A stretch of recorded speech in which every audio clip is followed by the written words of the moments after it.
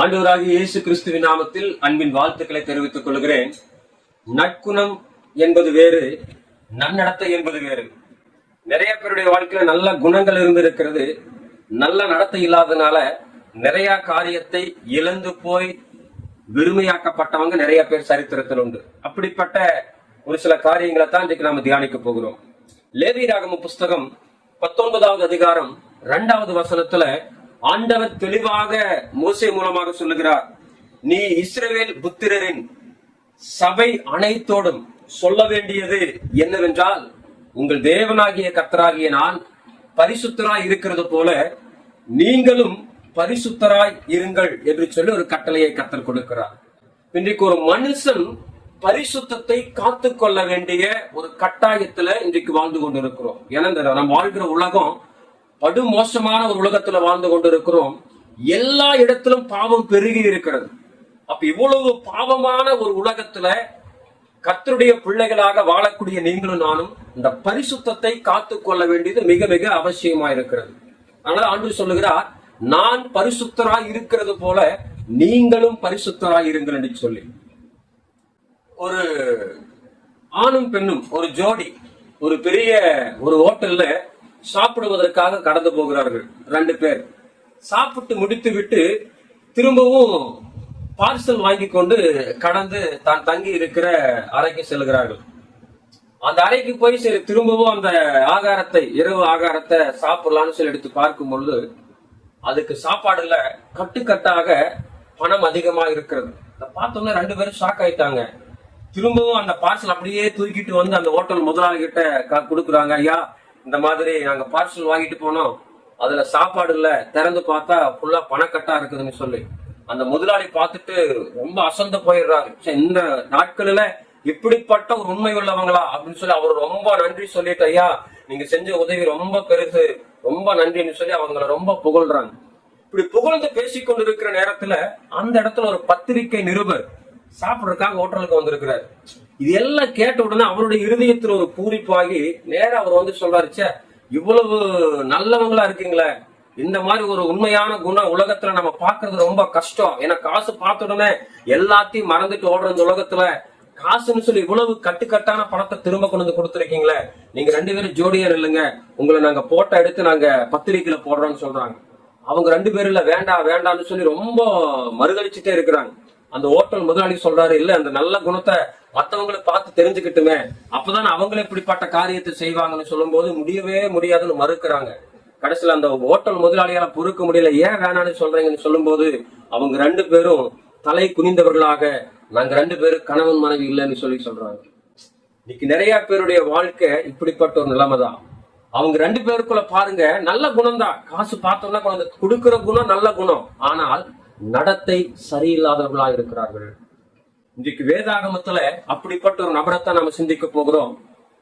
ஆண்டவர் இஸ்ரவேல் ஜனங்களை ரட்சிக்கும்படியாக சிம்சோன் என்கிற ஒரு தேவதாசனை மனோவா தம்பதிக்கு கர்த்தர் கொடுக்கிறார். வாக்கு தத்தத்தின் மகனாக நசரேய விரதத்தோடு கூட பிறக்க வைத்து தேவ பலன், தேவ வல்லமைய அதிகமாய் ஆண்டவர் அந்த மகனுக்கு தந்து ஒரு பெரிய பலசாலியாய் உருவாக்கினார். 20 வருஷம் பெலிஸ்தருடைய கைக்கு நீங்களாக்கி அந்த இஸ்ரவேல் ஜனங்களை நியாயம் தீர்த்தானு வசனம் பார்க்கிறோம். இப்ப நல்ல கர்த்தருடைய அபிஷேகம் உண்டு, கர்த்தருடைய வல்லமை உண்டு, பராக்கிரமசாலியா இருக்கிறான். இப்படி தேவனுக்காக மிகவும் வைராக்கியத்தோடு கூட இருந்தான். ஆனால் தன்னுடைய தனிப்பட்ட வாழ்க்கையில, அந்தரங்க வாழ்க்கையில அவன் தவறு செய்கிறவனாய் மாறிவிட்டான். காசா ஊர்ல ஒரு வேசி கண்டான்னு சொல்லி வசனம் சொல்லுகிறது. அப்ப அவனுடைய நன்னடத்தை கெட்டு போனதினாலே பிறகு பெலிஸ்தியருக்கு அவன் அடிமையாய் போகக்கூடிய ஒரு சூழல். தன்னுடைய கர்த்தர் கொடுத்த அபிஷேகத்தை இழந்து விட்டான், கர்த்தர் கொடுத்த பலன, தேவ பலனை இழந்து விட்டான், நியாயாதிபதி என்கிற அந்த ஸ்தானத்தை இழந்து விட்டான்.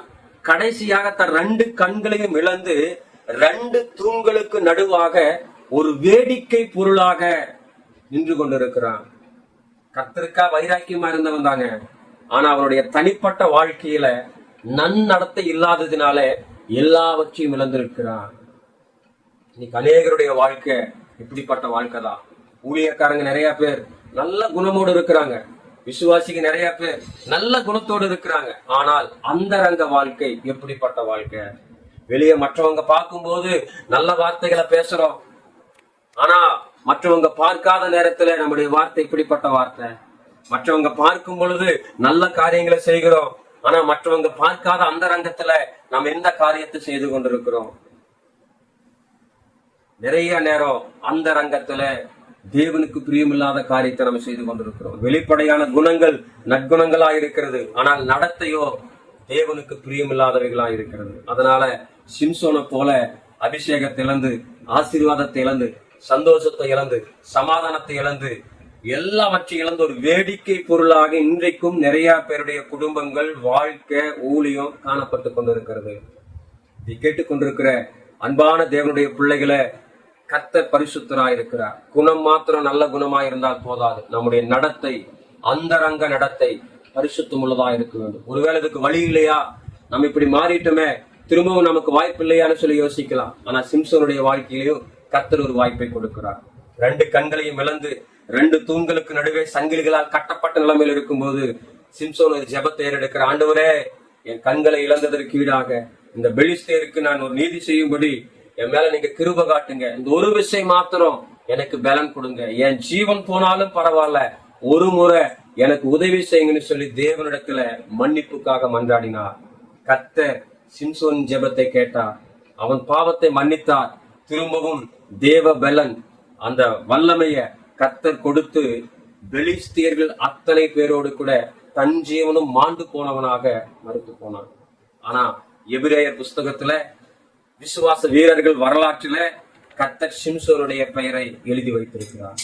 இன்றைக்கு நம்முடைய வாழ்க்கையும் மீண்டும் ஒரு புத்துணர்ச்சி பெற்ற ஒரு வாழ்க்கையாக, தேவன் விரும்புகிற ஒரு வாழ்க்கையாக மாற வேண்டும் என்று சொன்னால், சிம்சோன் எப்படி இந்த ஒரு விஷயம் எனக்கு கிருபை காட்டுங்கன்னு சொல்லி தேவ சமூகத்துல மன்றாடினானோ, அதே போல உங்களுடைய அந்தரங்க வாழ்க்கைய ஏற்றுக்கொண்டு உணர்ந்து கொண்டு ஆண்டவர்கிட்ட ஒப்பு கொடுங்க. ஆண்டவரே, நான் இந்த பாவத்தில் இருக்கிறேன், என் குணம் இப்படிப்பட்ட அந்தரங்க காரியம், என் பார்வை, என் பேச்சு, என் சிந்தை, என் செயல் உமக்கு பிரியமில்லாததா இருக்கிறது சொல்லி தேவ சமூகத்துல மன்னிப்புக்காய் மன்றாடி பாருங்கள்.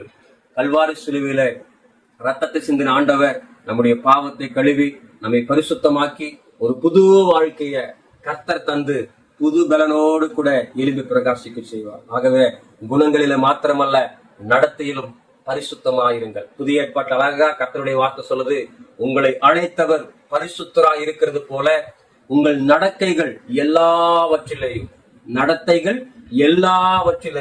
பரிசுத்தராயிருங்கள் சொல்லி. ஆகவே ஆண்டவரை விசுவாசிப்போம், நம் வாழ்க்கையை அர்ப்பணிப்போம், பாவங்களை அறிக்கை செய்து விட்டு விடுவோம்.